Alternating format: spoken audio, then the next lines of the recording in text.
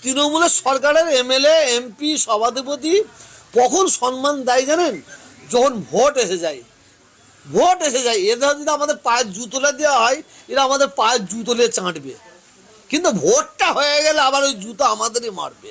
বিরাট অত্যাচার, জুলুম এবং ধরে ধরে মিথ্যা কেস দিয়েছে। এইসব ব্যক্তিগুলোকে না গিরগিরেও ভয় খায়, কারণ গিরগিরও রং চেঞ্জ করে তাদের টাইম লাগে, আর এদের রং চেঞ্জ করতে টাইম লাগে না। এই রাজ্যে বিজেপি 70টা নাকি 72টা এমএলএ সিট আছে, 70 নাকি 72টা। আমি 70-72 জায়গা থেকে এক জায়গা থেকে কোনো মুসলমানের মুখ দিয়ে খবর পেলাম না যে হুজুর এখানে বিজেপিরা আমাদের প্রতি এই অত্যাচার করছে, এখানে বিজেপিরা আমাদের প্রতি এই অত্যাচার করছে।